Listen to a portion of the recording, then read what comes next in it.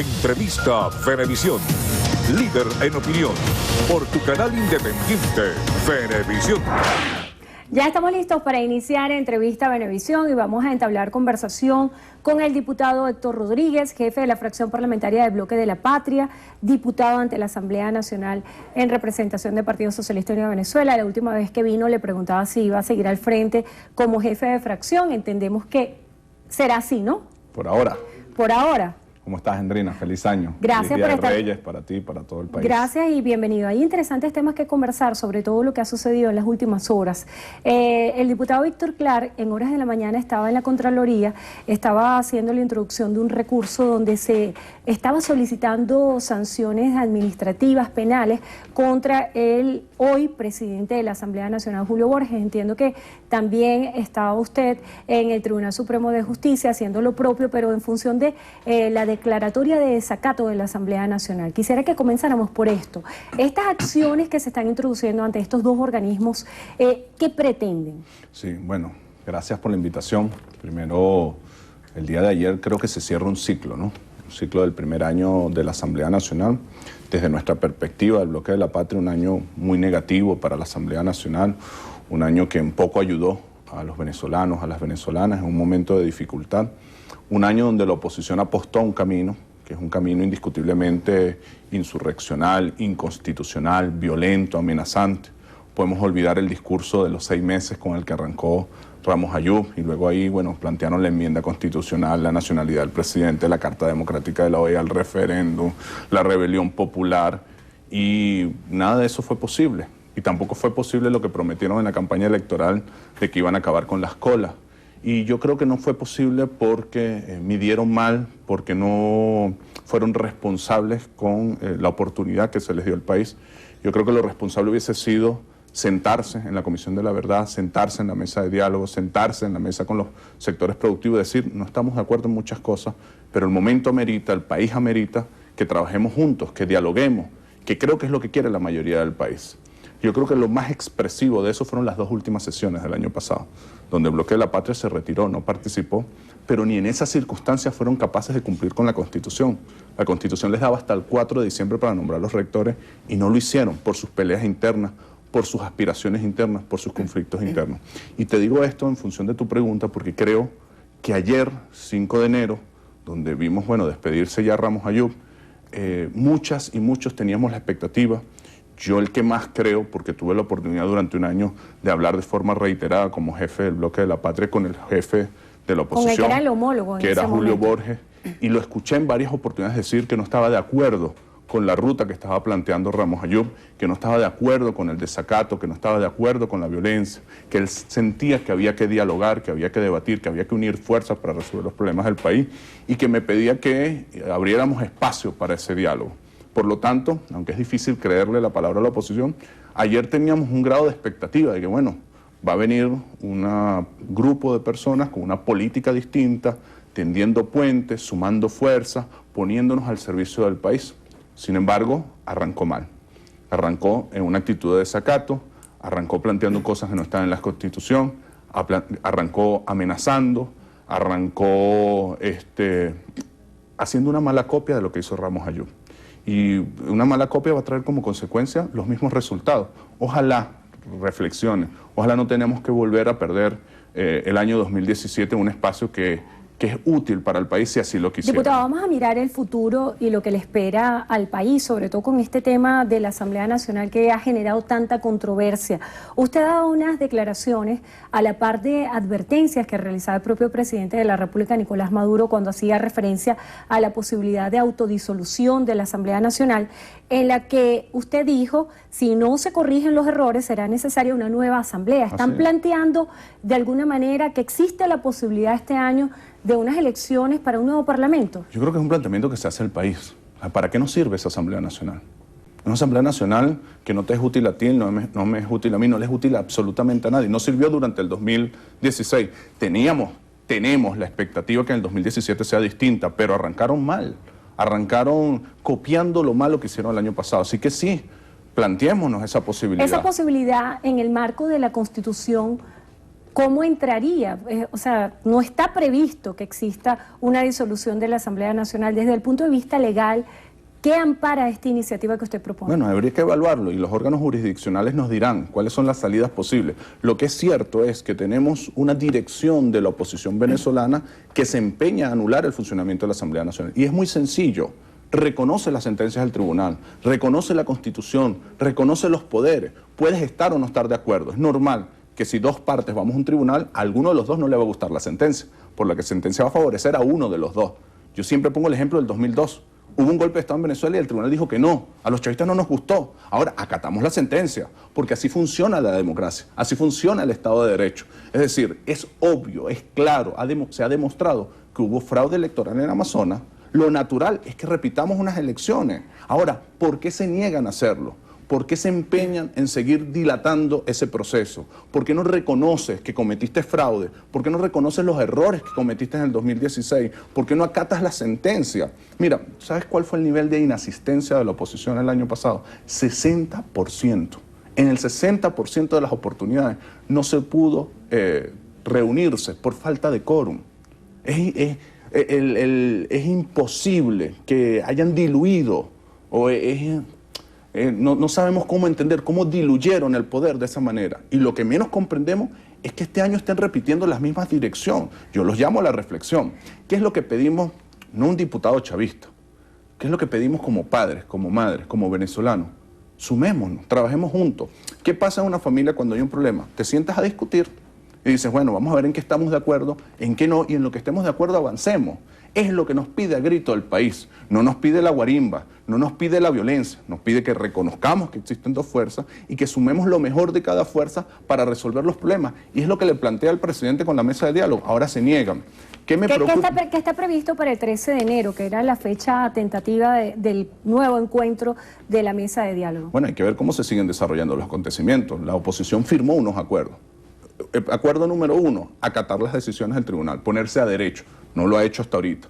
Acuerdo número 2, trabajar en conjunto contra el boicot económico. Tampoco lo ha hecho. Acuerdo número 3, la convivencia en paz, un planteamiento que hizo el Papa. Pero si tú llamas a la guarimba, llamas a la violencia, eso no es convivencia en paz. Entonces, ¿qué esperamos nosotros? Que de aquí al 13 haya una reflexión en la oposición y diga, ya va, tenemos pensamientos distintos, pero no podemos llevar el país a una guerra civil. Tenemos que acatar el Estado de Derecho y vamos a trabajar juntas y juntos. Y en las venideras elecciones veremos quién gana o quién pierde, pero tú no puedes poner al país al filo de la violencia, de la guarimba, y esa es la reflexión que nosotros hacemos. Acerca de ese escenario electoral y el planteamiento inicial que usted hacía de convocar a unas nuevas elecciones para la Asamblea Nacional, Julio Borges, el día de ayer en su discurso, que se pudiera decir estuvo en dos aristas, el tema electoral y el mensaje a las Fuerzas Armadas, hablaba de la posibilidad de unas grandes elecciones en el país, unas elecciones generales, que se incluyan gobernaciones, alcaldías, y decía, ¿por qué no la Asamblea Nacional y las elecciones presidenciales? Sí. ¿Cómo está el chavismo a nivel electoral? ¿Está políticamente solvente para enfrentar un desafío como este? Fue una frase del discurso de Borges, hay que analizarlo en su contexto, porque a mí me preocupa, ¿no? En algunos momentos decía, vamos a elecciones, pero en otros momentos decía, el río se desbordará, vamos a imponer con fuerza en la calle. Entonces, él tiene primero que aclarar si él apuesta a la vía democrática o apuesta a la violencia y a las amenazas. Yo sentí en el grueso de su discurso, primero un discurso muy de candidato. Creo que la oposición no necesita más candidatos presidenciales, necesita resolver sus problemas internos. Segundo, un discurso muy amenazante, muy de violencia, muy de guarimba. Y yo lo entiendo, las presiones que tiene interna de los grupos violentos, pero uno tiene que asumir con responsabilidad los cargos que ocupa, los espacios que te da la historia. Y si él apuesta a la vía pacífica, a la vía democrática, tiene que decirlo con sinceridad y generar condiciones para eso. No puedes con una mano decir, yo creo en la democracia, y con otra mano apostar a la violencia, a la amenaza, a las vías inconstitucionales. El CNE planteó este año un cronograma electoral. Nosotros dentro de 6 meses deberíamos tener elecciones de gobernadores, a finales de año elecciones de alcalde. Pero yo no veo a la oposición en esa dirección. La veo es a tratar de agarrar atajos, a tratar de generar situaciones que no hay en la Constitución, porque también decía en su discurso ayer, nosotros vamos a declarar el abandono del cargo. Esa figura no existe en la Constitución venezolana. No existe la figura de juicio político al presidente. Es decir, ¿apuestas a la vía electoral o apuestas al desconocimiento de la Constitución, a la violencia, a la contradicción? Yo creo que esa no es la vía. Creo que la vía es el diálogo, es el encuentro, es trabajar juntos, es atender las prioridades del país. ¿Qué es prioritario para el país? Si él es o no es candidato presidencial, o si juntos levantamos la producción o no la levantamos del país, si juntos atendemos el tema de la seguridad o no. Yo le pediría a Julio Borges, a la oposición, a sus dirigentes, reflexionen primero, pongan primero los intereses del país y no los intereses particulares de cada partido. Las dos últimas sesiones del año pasado y la primera sesión de este año fue una muestra clara de la competencia entre ellos, a ver quién es más candidateable, a ver qué líneas se imponen más. No puede ser que nos sometan en 2017 nuevamente a esa dinámica. Con la instalación de este segundo periodo legislativo y la juramentación de la nueva directiva, había un halo de incertidumbre acerca de si esta nueva directiva iba a aparecer en Gaceta Oficial. ¿Cuál es el estatus legal que tiene? ¿Qué piensa usted acerca de esto? Bueno, eso es lo que planteamos hoy en el TCJ, que fue tu primera pregunta, y en la Contraloría. Hasta que ellos no entren en una situación de derecho, no pueden juramentar una nueva directiva. Nosotros se lo hemos dicho en la Asamblea, se lo hemos dicho en la mesa de diálogo. Es sencillo, acaten la sentencia del Tribunal Supremo de Justicia y entren de nuevo en un marco legal y constitucional. Es muy sencillo. Si nosotros no cumpliéramos la sentencia del Tribunal Supremo de Justicia, el gobierno, un gobernador, pasaría exactamente lo mismo. Ahorita en España, con el tema de Cataluña, está pasando exactamente lo mismo. Tú estás obligado a cumplir la sentencia del tribunal. Será legal en la medida en que cumplan primero la sentencia del tribunal. Por eso acudimos hoy al Tribunal Supremo, a la Contraloría. Ahorita hay una inexistencia de la directiva, hay una usurpación de funciones, y eso trae un conjunto de consecuencias administrativas, políticas, penales. Nosotros aspiramos que reflexionen, que digan, ya va. Vamos primero a cumplir lo que firmamos en la mesa de diálogo, que es lo que dice la ley, que es lo que dice la Constitución. Vamos a acatar las sentencias del Tribunal Supremo de Justicia y empezamos de nuevo dentro del marco de la legalidad, dentro del marco de la constitucionalidad, y vamos a generar un espacio de distensión, de diálogo, de debate, para que en las cosas que estemos de acuerdo trabajemos y en las que no las sigamos discutiendo, y nos vemos en los próximos periodos electorales. Saliendo de este tema parlamentario, yéndonos más al ámbito nacional, en estas últimas horas también hubo un pronunciamiento por parte del presidente Nicolás Maduro de la designación de cambios en el gabinete, y también el nuevo vicepresidente de la República, Tarek El Aissami. Ha sido calificado por muchos como más de lo mismo. Estoy citando fuentes: Víctor Maldonado, Capriles Radonsky hablaba de reciclaje, y también hacía como responsable al vicepresidente Tarek El Aissami de asesinar el revocatorio. Tomás Guanipa hacía referencia a que este nuevo gabinete y estos cambios no propiciaban diferencias. Te tomo la declaración que citaste del gobernador de Miranda, porque él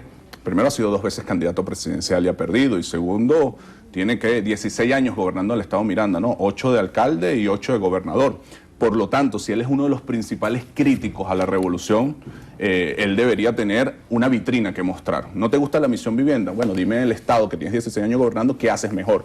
¿No te gustan las pensiones a los abuelitos de amor mayor? Bueno, dime el Estado, ¿qué haces tú mejor? ¿No te gusta la educación bolivariana, las canaimas, los libros? Bueno, dime en tu Estado, ¿qué haces mejor? Pero 16 años después, lo único que escuchamos de ese señor es criticar y criticar y criticar, pero no es capaz de demostrar que lo hace mejor, y eso lo puedes ver en cualquiera de las alcaldías y gobernaciones o en la Asamblea Nacional que gobierna la oposición. Es decir, tenemos una oposición que lo único que se dedica es a criticar, es a decir, pero tienes 16 años gobernando en el Estado. Capriles tiene 16 años gobernando en el Estado, 8 en la alcaldía y 8 gobernadores, y no tiene una cosa que mostrar que diga, mira, a mí no me gusta eso y yo lo puedo hacer mejor aquí, así sea en menor escala. Entonces dice, no, es que no tengo recursos. Es decir, si fueses presidente y baja el precio del petróleo, me diría, tengo que parar la Misión Vivienda, tengo que aumentar la edad de pensión, tengo que quitar las canales, tengo que quitar los libros, pues no tengo recursos. Es un absoluto incapaz el que está haciendo la crítica. Yo primero quiero felicitar al vicepresidente, y los ministros están saliendo, porque les tocó un año muy difícil, el año con el precio petrolero más bajo, con la derrota electoral. Eso fue un gabinete de guerra que lo felicito, lo reconozco,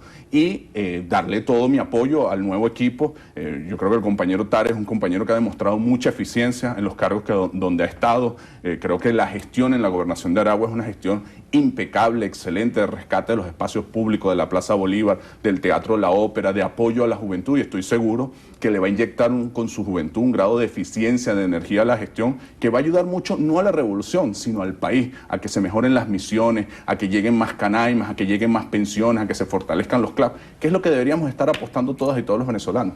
Vamos a revisar las preguntas que hace la audiencia. Fran H. dice, ¿ustedes van a aceptar y solicitar al CNE las elecciones de gobernadores y alcaldes? ¿Para cuándo? Nosotros, el CNE ya las dijo, lo que tenemos que todas y todos prepararnos para eso.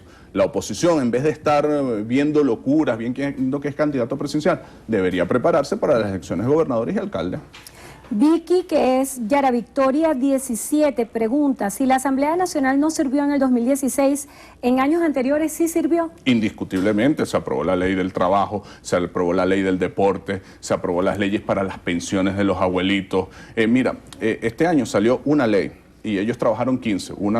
Eso está por debajo de la mitad de la media de los últimos 15 años. El nivel de inasistencia este año fue de 60%. O sea, yo creo que indiscutiblemente esta ha sido la peor asamblea en 16 años.